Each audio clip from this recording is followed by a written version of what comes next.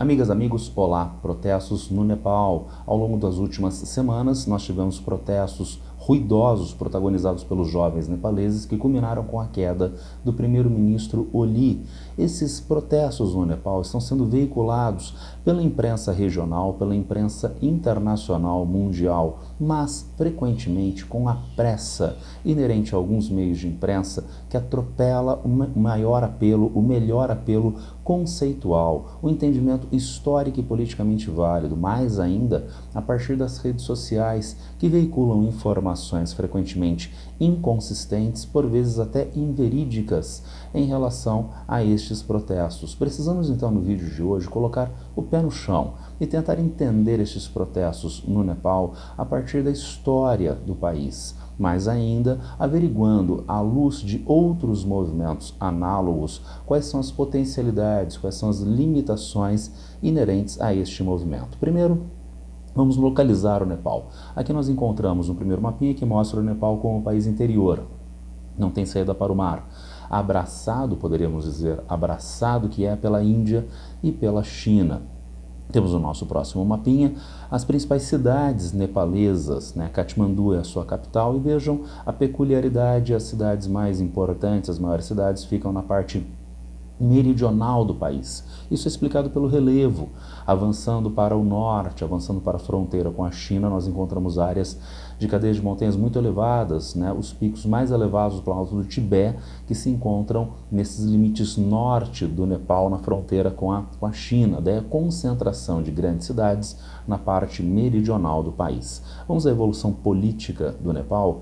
Desde meados do século XIX até meados do século XX, o Nepal foi governado pela família Rana, dinastia Rana, em uma monarquia absoluta. Nós tínhamos, portanto, o rei concentrando poderes dos diferentes ditos poderes do Estado, elaboração de leis, julgamento, execução das leis e assim sucessivamente. Essa estrutura política se torna claramente arcaica, descontextualizada, em meados do século XX, num contexto internacional mundial de descolonização, num contexto regional de avanço dos comunistas na China, de independência da Índia, de eventualmente movimento terceiro-mundista. As inconsistências de uma monarquia absoluta em meados do século XX levam ao seu enfraquecimento em um período entre 1951 e 1960, até a formação de uma monarquia constitucional, que não dura muito tempo. Nós temos a eleição de um parlamento apenas em 1959. Já desde 1955 não era mais a dinastia Rana no poder, nós tínhamos o rei Mahendra, que vai governar de 1955 até 1972, pegando, portanto, o final deste processo de transição da monarquia absoluta Rana em direção à monarquia constitucional. Mas vai acontecer ainda durante o reinado de Mahendra uma nova mudança, em direção novamente à monarquia absoluta. O rei Mahendra vai eventualmente abolir os partidos políticos, abolir o parlamento e vai governar através do modelo Panchayat, modelo Panchayat, que é o nome dos chamados conselhos locais. Uma espécie de exercício de poder regional que tem um poder de fato a partir do modelo Panchayat dos anos 1960, delegado que é pelo rei. Então o rei governa através destes conselhos locais, sem a existência de partidos políticos, sem a existência de parlamento. E, portanto, o rei concentra os poderes executivo, legislativo e judiciário, voltando, como eu disse, a uma monarquia absoluta. Monarquia absoluta que é herdada pelo próximo rei, o Biendra, que começa o seu reinado em 1972. Mas chegamos aos anos 1990, novas transformações no cenário internacional mundial. Nos anos 1990 nós temos a crise do socialismo, nós temos o fim da União Soviética, tendência de aceleração da abertura econômica na China, abertura econômica na Índia, com forte atração de investidores estrangeiros. Novamente, uma monarquia absoluta está incompatibilizada com as necessidades regionais, mundiais deste momento histórico. A monarquia absoluta entra novamente em crise e começa o movimento Jan Andolan. Por que esse nome Jan Andolan? Seria uma denominação no idioma nepali, né, mal traduzida em insurgência do povo. Jan Andolan significa então em português insurgência, revolta do povo. O movimento Jan Andolan que demandava multipartidarismo, eleições parlamentares, mantendo durante os anos 1990 o Nepal em situação de instabilidade política dada esta pressão popular organizada principalmente por dois partidos políticos nepaleses, o Congresso Nacional e o Partido Comunista Marxista-Leninista, ambos de caráter reformista.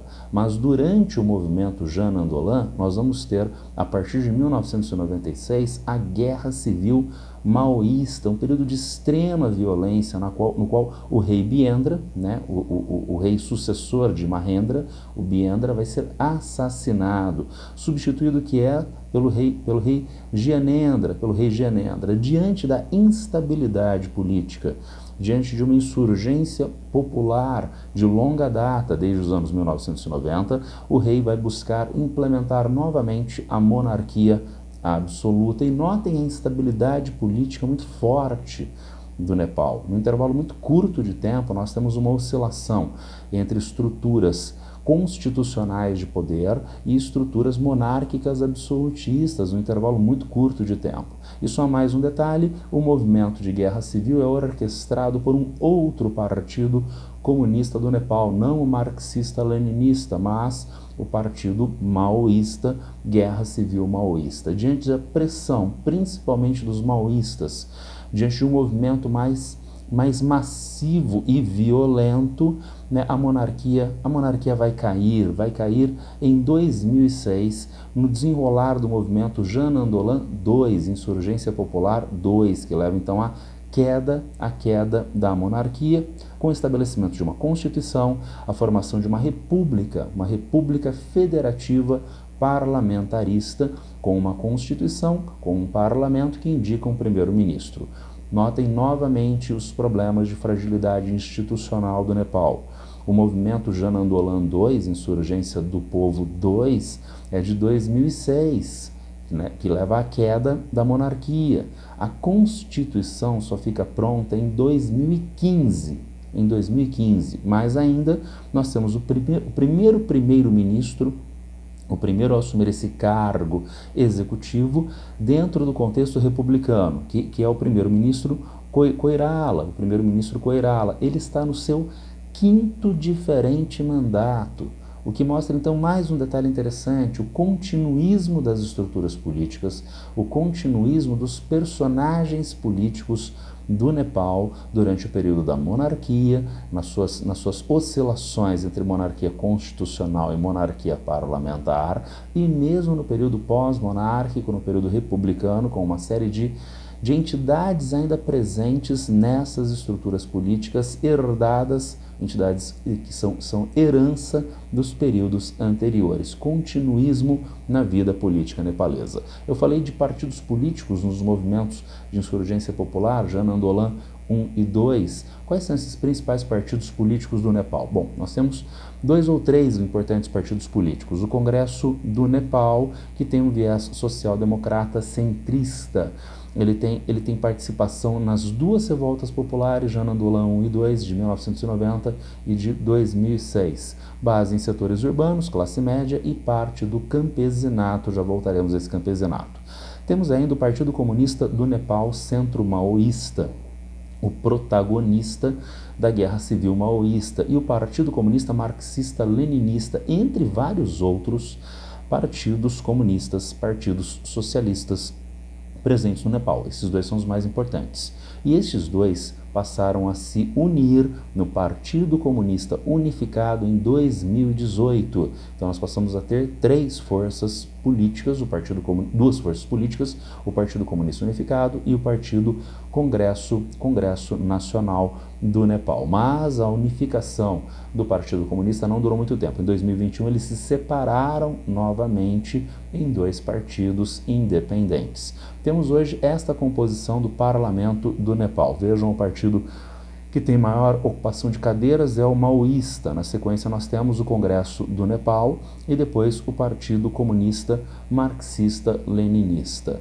São dois partidos comunistas mais numerosos no Congresso do Nepal. Mas como se desenrola a política econômica do Nepal nas últimas 2 décadas? Vejam vocês, abertura econômica com privatizações, sujeição às pressões do Fundo Monetário Internacional e do Banco Mundial, pressões como, por exemplo, a ideia de realismo fiscal, de corte de gastos, de corte de programas sociais, que o governo até implementa, mas de maneira um tanto pontual, não de maneira sistemática na sociedade, em um projeto. Não há um projeto de desenvolvimento, não há um projeto de inclusão social, apenas, digamos, um apagar de incêndios com programas que são mais pontuais. Estranhamente, nós temos partidos comunistas que se sujeitam, portanto, a uma lógica de política econômica típica do liberalismo econômico ou do neoliberalismo. É mais uma inconsistência da política nepalesa. E ainda mais, se não há uma política econômica mais consistente, de onde vêm os recursos para o Nepal? Dependência das remessas de trabalhadores no exterior e atividade turística. Remessas do exterior são os nepaleses que vão para outros países, em especial para a Índia, têm atividade produtiva e remetem dinheiro para o Nepal. Há quem estime 15 a 20% do PIB do Nepal sendo formado a partir dessas remessas do exterior, além de atividade turística, que, lembrem-se, ela pode ser bastante variável. Episódios extremos como crise Covid ou agora a própria instabilidade política no Nepal inibem a atividade turística e, portanto, reforçam problemas econômicos, que é um reforçador também da crise política. Se a economia tem problemas, isso se reflete nas condições socioeconômicas. Vejamos alguns dados demográficos e socioeconômicos do Nepal. Primeiro, estrutura etária. Então, a gente tem um país típico do sul global, né, com marcas inerentes ao subdesenvolvimento de população jovem. Olha, 0 a 14 anos, 30%, 15 a 24 anos, 21%. E daí nós já temos uma primeira sinalização. A imprensa recorrentemente diz que é a revolta da geração Z. Mas isso não é uma obviedade, porque quem vai participar massivamente dessas revoltas? Eu acho que seria uma contradição nós pensarmos que 5,17% de população de 65 anos ou mais participaria massivamente. Nós temos mais da metade da população nepalesa em populações de até 24 anos. Então é óbvio que as populações mais jovens, hoje ditas geração Z, que participaram da revolta porque é a maior parte da população do Nepal. Bom, temos ainda o índice de Gini. Lembrando que o índice de Gini mede a concentração de renda. Se o índice de Gini der 0 para uma sociedade, a renda é perfeitamente distribuída. Se o índice de Gini calculado der 1, significa que nós temos a máxima concentração de renda. O índice de Gini do Nepal em 2011 era de 0,49, uma razoável concentração de renda, porém, digamos, tolerável, mas sobe até 2019 para 0,58. Com os estranhos partidos comunistas como mais importantes no Nepal, além de um partido de centro-esquerda, um partido social-democrata, mas que implementa políticas neoliberais que acentuam os problemas de distribuição de renda, de riqueza na sociedade. Como resultado, crianças menores de 5 anos abaixo do peso, 30% das crianças nepalesas até 5 anos em 2014. Densidade de médicos por habitante, 0,6 por 1.000 habitantes em 2014, 3 leitos hospitalares por 1.000 habitantes em 2012. Só um comparativo, o Brasil está um pouco abaixo das recomendações internacionais de médicos por habitante, um pouco abaixo. O Brasil tem entre 2,5 e 3 médicos por habitante. O Nepal em 2014 0,6. E finalmente o Nepal está no Planalto do Tibete, uma área de instabilidade geológica. Agora em janeiro nós tivemos um terremoto de mais de 6 graus na escala Richter, um terremoto de 6 pontos na escala Richter, melhor dizendo, e nós tivemos mais de 100 mortos no Tibete. Sabemos que da sociologia dos desastres, quanto mais precárias são as condições socioeconômicas e infraestruturais, maior a vulnerabilidade da sociedade a eventos extremos, como no caso sismos, terremotos. Temos, portanto, uma estrutura política instável, nós temos uma estrutura política pouco representativa das demandas mais emergenciais da população, que não se estrutura em um projeto de longo prazo de correção dos problemas, de formação de uma sociedade sustentável nepalesa, uma sociedade que, ao contrário, acaba vivendo com graves problemas socioeconômicos, problemas de vulnerabilidades diversas. É nesse contexto que eclode agora a revolta contra o governo nepalês. Recente revolta que está ligada à corrupção endêmica dos partidos tradicionais que estão crescentemente desacreditados. Além disso, a desigualdade social e regional, campo versus cidades, e as elites urbanas privilegiadas. Aquilo que passou a ser chamado no Nepal, aquilo que passou a ser veiculado pela imprensa internacional dos Nepo Babies. São os filhos de políticos, são os filhos das classes abastadas do Nepal que recorrentemente colocam nas redes sociais a sua vida luxuosa, a sua ostentação, os Nepo Babies. Enquanto alguns pouquíssimos jovens têm um padrão de vida dos mais abastados, massas de populações ficam na pobreza e esses jovens não se cansam de postar essa ostentação, esses Nepo Babies postar a sua ostentação em redes sociais. Ainda mais estagnação política com coalizões frágeis. Dentro desse contexto, as redes sociais são um catalisador de mobilização rápida, ainda mais com a capacidade dos jovens, da dita geração Z, de utilizar bastante bem esses mecanismos de mobilização das redes sociais. Com influência a esses jovens, o que não é inerente à geração Z, já está dado pelo menos desde os millennials, geração Y, jovens conectados a pautas supostamente democráticas e antissistêmicas de fora. Essas são algumas causas da revolta, nós podemos concatenar essas causas. Influência global. Nós temos, a partir de redes sociais, uma crítica muito usual ao dito sistema, seja isso que for, uma palavra que frequentemente se reporta ao governo institucionalizado, às formas tradicionais de governo, às estruturas políticas tradicionais. Como eu disse, isso está dado como uma forma de crítica de ampla veiculação internacional mundial já há tempos, desde a geração Y, desde os millennials e também agora junto aos jovens nepaleses, que acabam pegando esta crítica, e essa crítica é fermentada tendo em vista a concentração de renda, tendo em vista os Nepo Babies postarem a sua ostentação em redes sociais.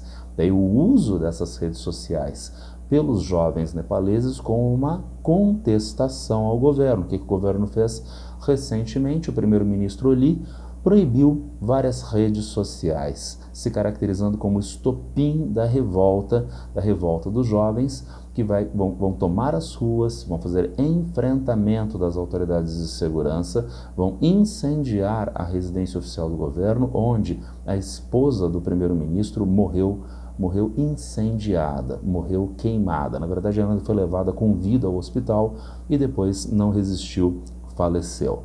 Cenário seguinte, da revolta que nós passamos a ter lá no Nepal. Renúncia do primeiro-ministro Oli. Então ele renunciou ao cargo. Pressão popular nas ruas em protestos constantes na capital Katmandu. Votação simbólica online no Discord, usado pela geração Z. E daí já aparece mais um problema. Então houve uma liderança jovem nepalesa que disse de maneira tremendamente irresponsável: o parlamento do Nepal agora é o Discord. Isso é de uma irresponsabilidade atroz, só equivalente à ignorância de uma frase como essa. O que aconteceu foi que uma candidata ao cargo de primeiro-ministro, uma potencial pessoa que poderia assumir esse cargo, a Sushila Karki, ela foi encampada pelos jovens no protesto, porque ela tem um histórico de anticorrupção, ela é egressa do poder judiciário, ela tem embates com políticos tradicionais acusados de corrupção, e ela foi encampada pelos jovens. Ela era uma candidata potencial, então houve uma votação simbólica no Discord e ela, obviamente, ganhou esta votação simbólica, o que começou a ser veiculado dentro do Nepal e pela imprensa internacional, que o Discord elegeu, que a votação no Discord elegeu a primeira-ministra. Não houve votação no Discord. Ela foi eleita a partir de um acordo dentro do contexto de crise dentro do contexto de crise entre os principais partidos políticos no parlamento, os dois partidos comunistas e o Congresso Nacional, o presidente do Nepal e as Forças Armadas, o chefe do exército nepalês. Então, este nome, que tem o apoio dos manifestantes via Discord, ele é um nome palatável para essas estruturas políticas tradicionais? Sim, é. Então, que bom, juntou a tampa com a panela, tá certo? E daí ela foi indicada, ela foi validada por essas instituições. Então, quem a colocou no cargo? Os partidos tradicionais, o presidente e as Forças Armadas, e não o Discord. É mais uma inconsistência, é mais uma meia-verdade veiculada a partir desses protestos. Bom, ela assume a presidência e faz um discurso, segundo o Himalaya Times, tá? Um discurso contemporizando com as demandas da dita geração Z. Eu insisto, não são demandas da geração Z, são demandas dos manifestantes. São demandas dos jovens, tendo em vista jovens frequentemente participarem de revoltas, jovens serem a maioria da população nepalesa. Vamos começar então o nosso entendimento crítico dessas questões ligadas ao Nepal, das ditas inconsistências que nós já tocamos em parte ao longo do vídeo até agora, mas vamos trabalhar isso mais especificamente, primeiramente pegando o foco analítico, revolta da geração Z. Mas nós tivemos os movimentos Jan Andolan 1 e 2, a insurgência do povo 1 e 2. O Jan Andolan era dos anos 1990, o Jan Andolan 1. O Jan Andolan 2, os anos 2000. Então, no Jan Andolan 1, nós tivemos geração Baby Boomer e geração X.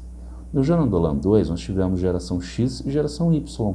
Havia manchetes dizendo os protestos da geração Y, protestos dos millennials no Nepal. Não existia, se chamava Jan Andolan, insurgência do povo. Estranhamente agora se trocou para a ideia de geração Z, que acaba perdendo capacidade analítica, perdendo capacidade histórica, porque não há nada inerente à geração Z que faça com que esses protestos tenham se desenrolado no Nepal. Então é colocar um conceito que não adere à realidade. São jovens nepaleses, como nos protestos Jan Andolan 1 e 2. Não apenas jovens nepaleses. Será que nós tivemos golpes da geração Z no Sahel africano recentemente?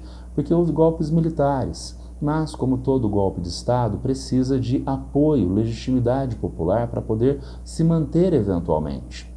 E onde buscar este apoio popular lá nos países do Sahel? Junto às massas de populações descontentes com a estrutura política que está dada até então, junto às populações jovens. Os jovens são os que mais apoiam os golpes militares nacionalistas nos países africanos do Sahel. Nós não ouvimos que são golpes de Estado da geração Z.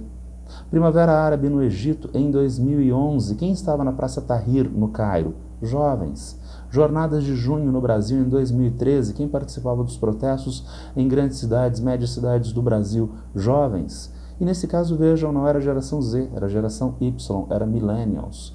Então dizer protestos de geração Z é utilizar um conceito que não é adequado, que não tem capacidade explicativa dos fenômenos que estão dados no Nepal neste momento, tá certo?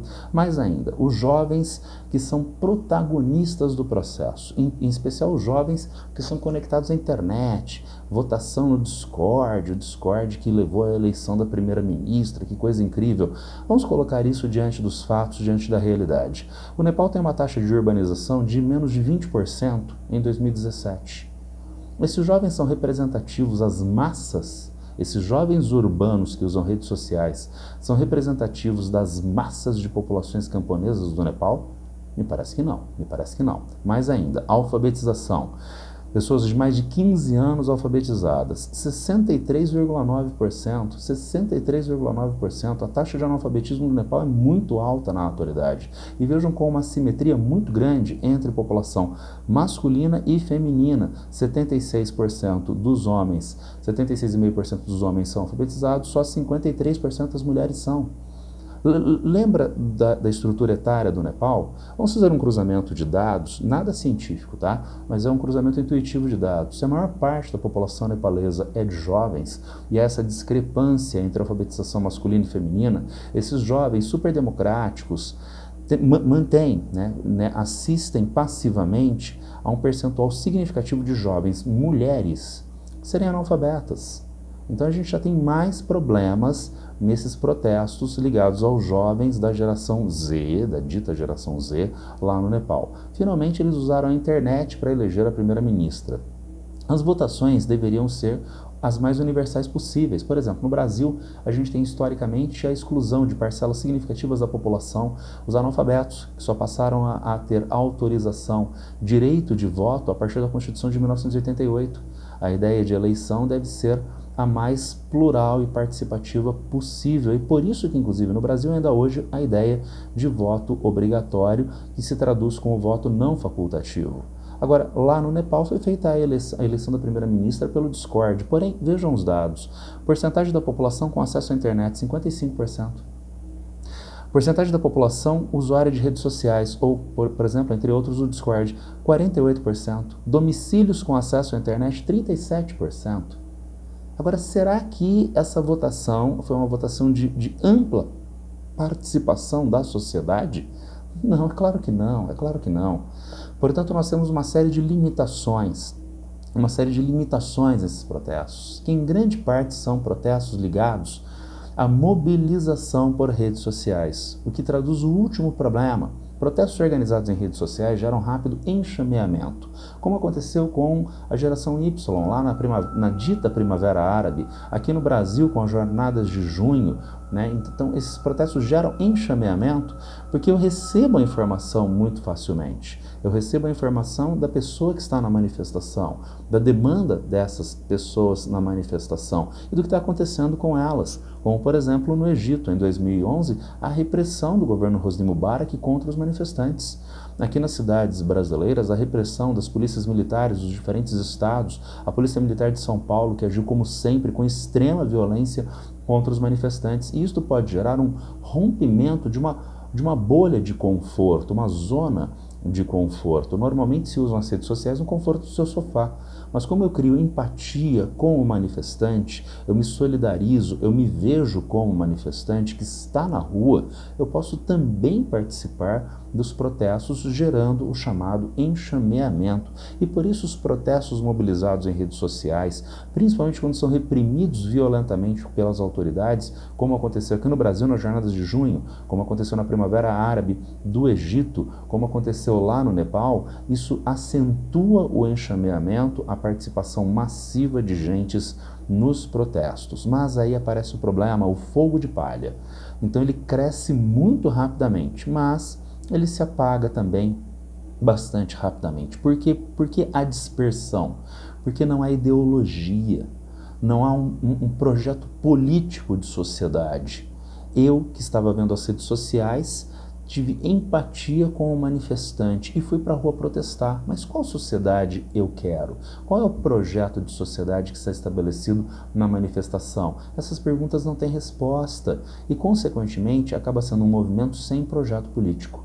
O movimento sem projeto político é encampado por quem tem projeto político. A gente sabe disto pela história. Vamos pensar na história recente do Egito. Lá estavam os jovens manifestantes na Praça Tahrir em 2011. E esses jovens, a partir inclusive de mobilização em redes sociais, conseguiram um movimento massivo e a derrubada do presidente Hosni Mubarak, do ditador Hosni Mubarak. Perfeito. Que movimento lindo, estou sendo irônico. Porque no Egito há dois grupos organizados politicamente. E a partir da queda do ditador Hosni Mubarak, nós tivemos as primeiras eleições presidenciais da história do Egito.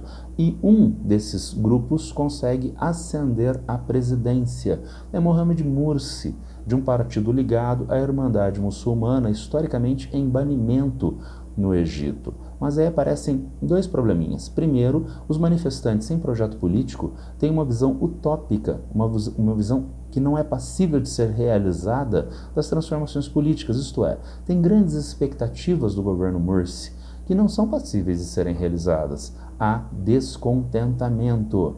E segundo problema, Mohamed Morsi, ligado à Irmandade Muçulmana, buscava implementar um governo confessional sunita no Egito, nada mais distante de uma democracia como nós conhecemos no Ocidente do que um governo confessional. Como resultado, o descontentamento social se tornou cada vez maior e o segundo grupo político, a Irmandade Muçulmana do Mohamed Morsi, um segundo grupo político importante do Egito, aproveitou esse descontentamento popular, deu um golpe de Estado, derrubou o presidente Morsi e organizou novas eleições com a eleição do Marechal Sisi, que é presidente do Egito desde 2015 e até agora. Por sinal, o segundo grupo de sustentação política do Egito são os militares. Marechal Sisi, militares no poder agora. Quem dava sustentação ao governo de Hosni Mubarak até a Primavera Árabe de 2011? Os militares, assim como seu antecessor Anwar Sadat, assim como o coronel Nasser, desde os anos 1950.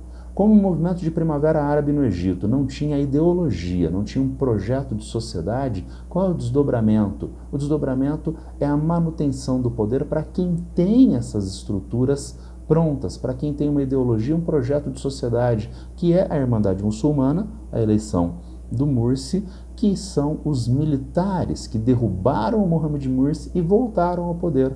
E o Egito está numa estrutura política semelhante a que estava dada anteriormente à Primavera Árabe. Mas dá para ser ainda pior. Jornadas de Junho no Brasil de 2013. Esse movimento começa com o MPL, cuidado com a sigla, Movimento Passe Livre, de esquerda, que buscava a democratização da mobilidade urbana e pressionava contra o aumento das tarifas de transporte coletivo na cidade de São Paulo em 2013. Não confundam com o eventual MBL, Movimento Brasil Livre, de Kim Kataguiri, aquelas coisas que flertam com o fascismo, tá? Então era o MPL, Movimento Passe Livre, de esquerda, pressionando por democratização da mobilização urbana e contra o aumento das tarifas. Os protestos do MPL encontraram uma polícia militar extremamente truculenta, violenta em São Paulo. E isso, de novo, foi veiculado pelas redes sociais, gerando o enxameamento. Mas os manifestantes, nas jornadas de junho do Brasil de 2013, nas cidades brasileiras de 2013, tinha a marca da diversidade político-ideológica.